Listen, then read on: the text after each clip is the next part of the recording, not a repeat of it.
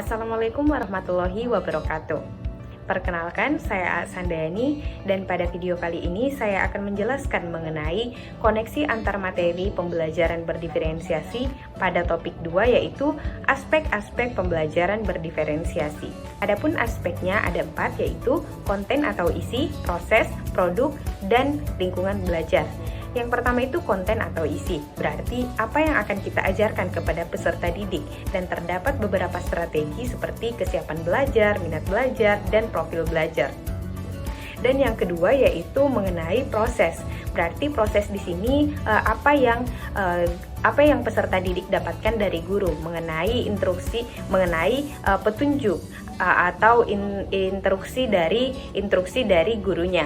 Dan yang ketiga yaitu produk. Nah, produk di sini berarti apa yang dihasilkan oleh peserta didik melalui proses yang dijelaskan oleh gurunya, sehingga peserta didik dapat menunjukkan kepada guru baik itu melalui presentasi ataupun hasil karya yang dihasilkannya. Dan yang keempat itu lingkungan belajar. Nah, lingkungan belajar di sini berarti suatu rangsangan dari luar, baik itu mengenai lingkungan sosial, spiritual, ataupun pada slide kali ini kita dapat melihat bahwa ada beberapa pembagian lagi mengenai aspek-aspek pembelajaran berdiferensiasi.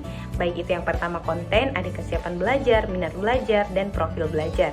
Dan yang kedua yaitu proses. Nah, proses ini berarti lebih ke pembagiannya adalah peserta didik memerlukan bantuan guru ataupun peserta didik yang sudah bisa belajar secara mandiri.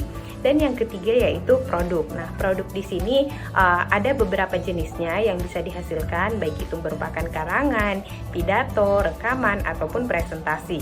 Nah, dan yang terakhir yaitu lingkungan belajar. Nah, seperti yang saya jelaskan sebelumnya, yaitu merupakan rangsangan dari luar, baik itu melalui fisik, sosial, ataupun intelektual. Nah, selanjutnya di sini saya akan membahas mengenai koneksi materi aspek-aspek pembelajaran berdiferensiasi dengan materi atau mata kuliah lain. Nah, di sini saya akan mengangkat 4 mata kuliah yang akan saya kaitkan, yaitu yang pertama filosofi pendidikan, yang kedua pemahaman peserta didik, yang ketiga yaitu prinsip pengajaran dan asesmen, dan yang keempat yaitu mata kuliah PPL. Yang pertama yaitu pembelajaran berdiferensiasi memiliki kaitan dengan filosofi pendidikan karena mendasarkan pada keyakinan bahwa setiap individu memiliki potensi yang unik dan perlu diakui serta dikembangkan. Nah, filosofi pendidikan yang menekankan pada penghargaan terhadap keberagaman individu seperti pendekatan humanisme atau progresivisme.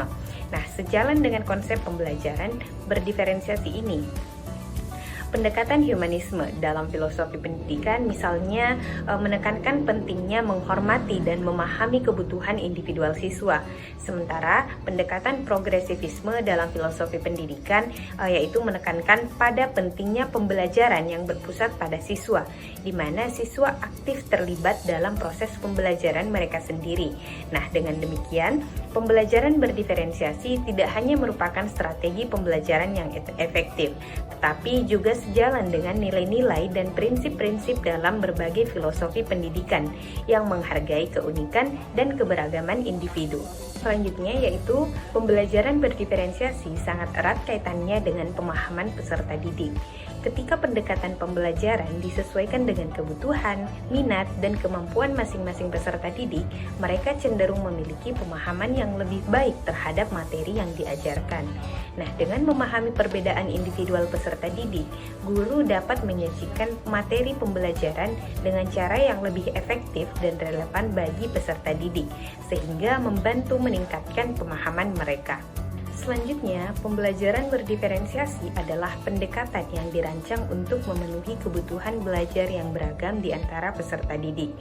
Prinsip-prinsip pengajaran dan asesmen memainkan peran penting dalam pembelajaran berdiferensiasi karena mereka membentuk dasar bagi cara guru merencanakan, mengajar, dan mengevaluasi peserta didik. Pembelajaran berdiferensiasi dan prinsip pembelajaran serta asesmen memiliki hubungan yang erat. Pembelajaran berdiferensiasi adalah pendekatan yang memungkinkan guru untuk menyediakan berbagai macam strategi pembelajaran, sumber daya, dan evaluasi yang sesuai. Maka asesmen juga berperan penting dalam pembelajaran berdiferensiasi, yang dimana asesmen yang sesuai dapat membantu guru dalam memahami kebutuhan belajar setiap siswa secara individual, sehingga guru dapat merancang pembelajaran yang tepat sesuai dengan tingkat pemahaman dan kecepatan belajar siswa. Praktik pembelajaran lapangan tentu saja memiliki kaitan yang erat dengan pembelajaran berdiferensiasi, yang dimana dalam pembelajaran diferensiasi, guru dapat melakukan suatu refleksi atau diskusi pasca kunjungan. Nah, dalam hal ini guru memberikan fasilitas yang berbeda sesuai dengan pemahaman siswa. Di sini beberapa siswa mungkin lebih nyaman berdiskusi dalam kelompok kecil, sementara yang lain ini lebih suka mengekspresikan pemikiran mereka secara tertulis. Nah, dengan menerapkan pembelajaran berdiferensiasi dalam praktik lapangan, maka guru ataupun tenaga pengajar dapat memaksimalkan potensi pembelajaran siswa dan memastikan bahwa setiap siswa mendapatkan pengalaman yang bermakna dan sesuai dengan kebutuhan mereka. Baik, itulah tadi penjelasan mengenai koneksi antar materi dalam topik 2, aspek-aspek pembelajaran berdiferensiasi, dan juga koneksi materi tersebut dengan mata kuliah lain. Terima kasih. Wassalamualaikum warahmatullahi wabarakatuh.